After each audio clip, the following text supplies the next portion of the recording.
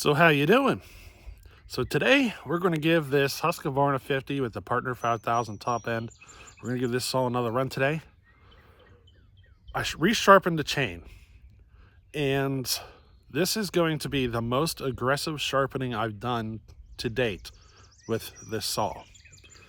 I've been talking about how I have been making the chain too aggressive before, so I kept trying to lay it back a little bit or whatever, to, because it was robbing too many RPM from the saw and it was slowing it down. And I think I've been making a bad decision with that. I think the solution is actually something else. I think I'm doing something else wrong. And it never occurred to me until now, really. So I went to pretty much the most aggressive sharpening I can do and threw it on the saw, and we're going to give it a test run today.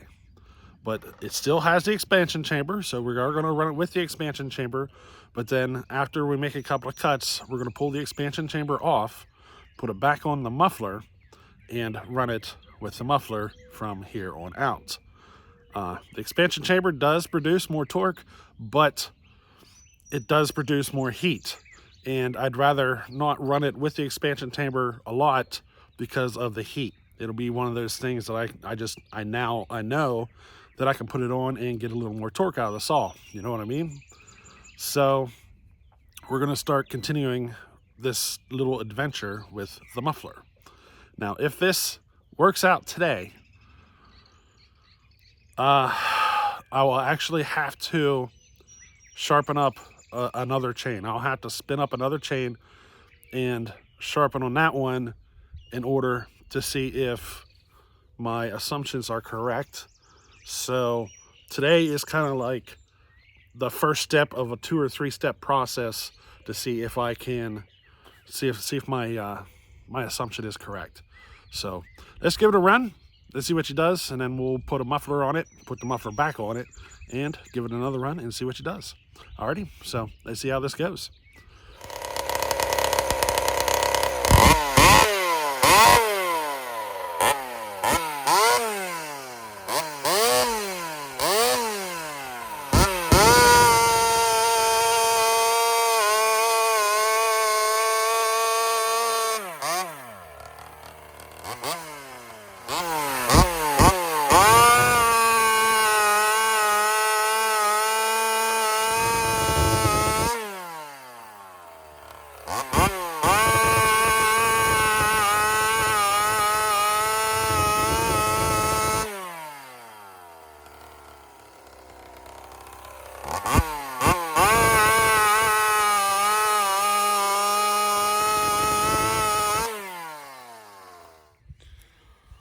I am comparing my chips to my old chips,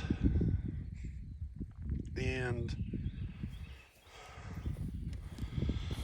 I don't know if this is going to work. Let's find out, though. There's only one way to find out. I think this saw actually runs, I think it actually might run with more RPM without the pipe. It's just whether or not it's going to have enough torque to pull that chain. That chain is really, really hungry. Let's find out. Let's put the muffler on. All right, so there we go. Backdoor muffler. I think after this test, we'll put the Stihl 23RS chain on and see how this chain compares to it. So yeah, I think the angles of the tooth, I think I got them right. It's the other stuff. And if you know what I'm talking about, don't give it away, because I'm gonna spin up a new chain, grind like half the tooth off, start fresh, and because I think there's something else that I did wrong. But yeah, let's compare this to the 23RS chain as well. So you should be able to see the difference in RPM between the two chains doing them back to back like this. So let's see how this one goes. I'm gonna have to do some tuning here because I had to retune for the expansion chamber.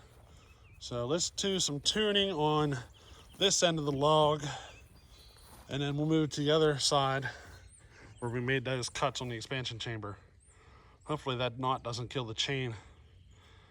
Yeah, let's see what happens.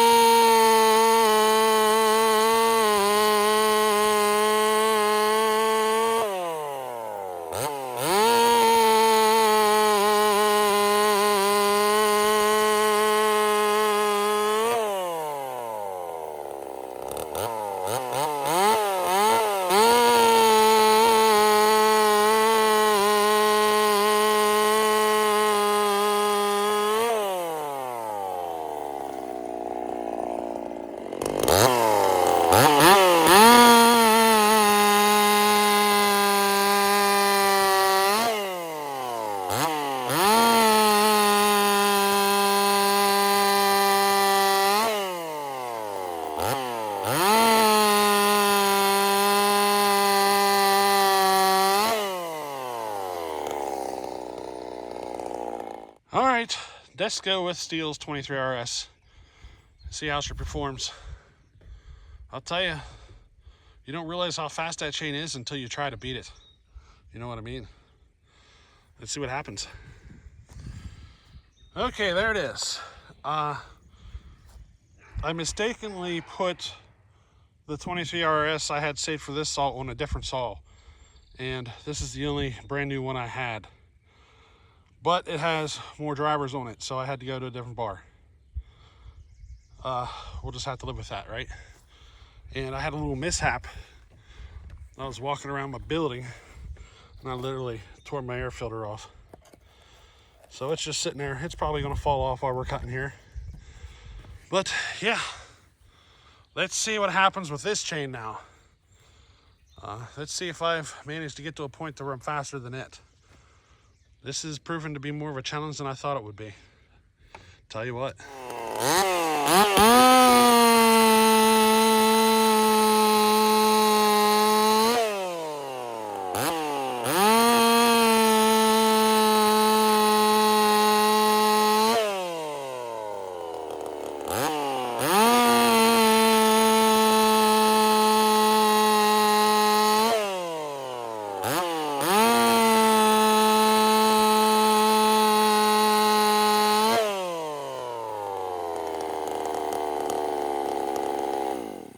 So the square chain actually did feel faster.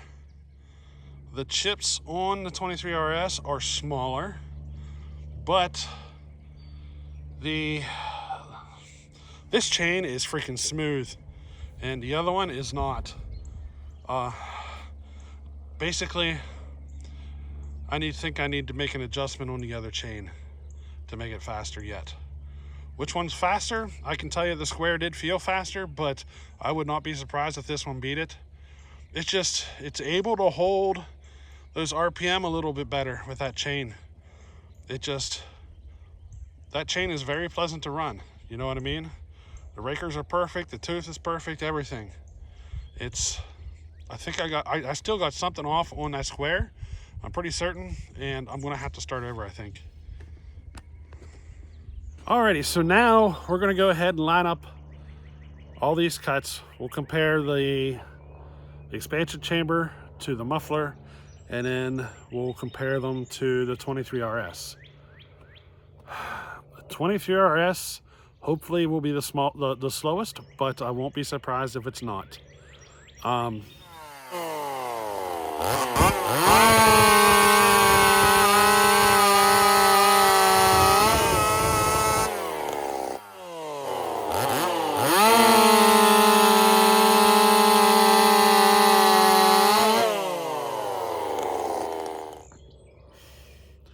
I think I got something just a little bit off on the square. We'll go over that here on an upcoming video, because I'm going to have to spin up a whole new chain and make some adjustments and all that stuff to get it just right. Now, I think part of my mistake is, I think here is that I'm comparing a Stihl chain to a Husqvarna chain. The one thing that's different between these two chains is the Stihl chain has a physically larger or a smaller tooth. You can see a difference in size between the Husqvarna and the Stihl. But on the other hand, it'd be kind of cool that to see, a Husqvarna chain sharpened up, fast enough to take on this Stihl 23 RS. But I do think I could be just a hair faster if I would start with Stihl chain. I don't have any more, and I'd hate to buy one right now. I think we'll save that for some time in the future. But for now, we'll continue on the path that we are. I will start over from scratch. I'm going to have to. The adjustment I need to make it's going to require me to start over, and I'm going to have to grind away half the tooth. So now, those of you who know what I'm talking about, just, try not to spoil it for everybody. We're going to save that moment for the video and kind of show you, because I'm fairly confident I know what I did wrong. And I think we're going to see a difference. You know what I mean? So if you've been into engine building and stuff for a while, especially with saws, torque will only get you so far. In the end, you have to pull RPM. You know what I mean? There's only so much torque is going to do for you. You can try going bigger sprockets and stuff, but you have to be able to go from like a 7 to a 9 pin in order to keep up with a saw that's spinning close to this RPM, probably even less than this, with a high torque, lower RPM build. So in the end, the higher RPM ones will typically win. And how else do I say this? Now there's also high RPM without torque. So if you don't have the ability to push the saw through the cut, like you're pushing RPM, but you can't push it through the cut, then you're going to be slower yet. It's not just RPM. You have to be able to put, put some pushing, push on the saw a bit. So we did a test recently showing the speed of cuts through, like through pushing different, at different levels. It's pushing harder and harder and harder and harder through the cut. And the fastest cut was the one that applied some pressure, but not excessive. It wasn't a self-feed. So if you imagine a self-feed, and then you apply just a little bit of pressure, to keep it cutting, and then the next time around you apply just a little bit more pressure than that, that's about the level right there that I found was the fastest cut.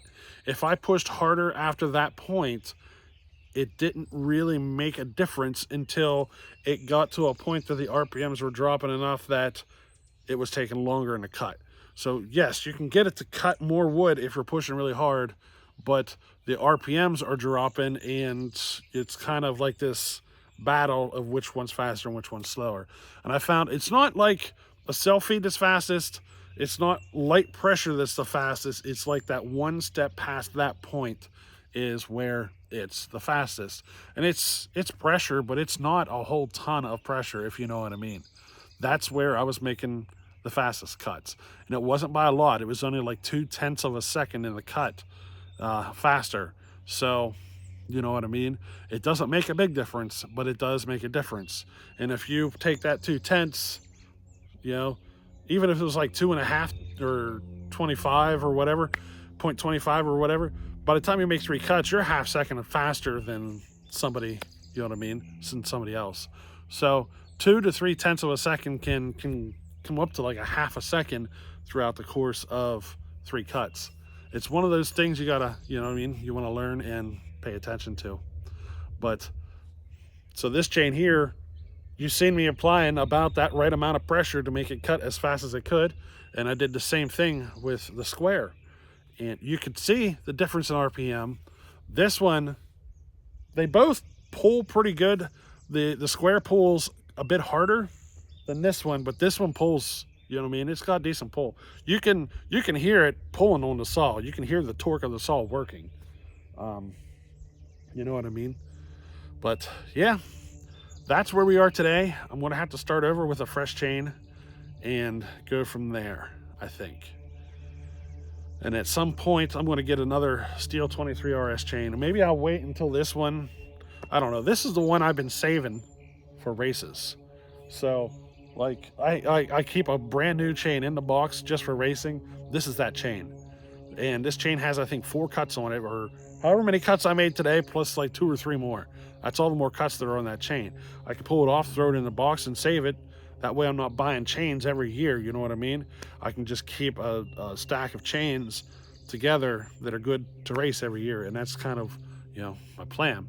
And this is that chain for this saw. Well, it's going to have to be now, because the one I did have for this saw, I ended up putting on another one. And this one's too long for the roller nose. So for now, it'll be that one until I make up, or unless I get another one to make up for that roller nose bar. But anyway, I hope you enjoyed this little video. One step closer. I think I figured it out. We're going to find out on the next video, or the next time we do this. And hopefully we get one step closer. You know what I mean? I think the square might be at the point there's beating this chain now. I need to find, I feel like it's capable of more though. So regardless of what we find in this video, I still think that the chain is capable of more. And we're gonna find out. Alrighty, so hey, we'll catch you in the next one. All right, later.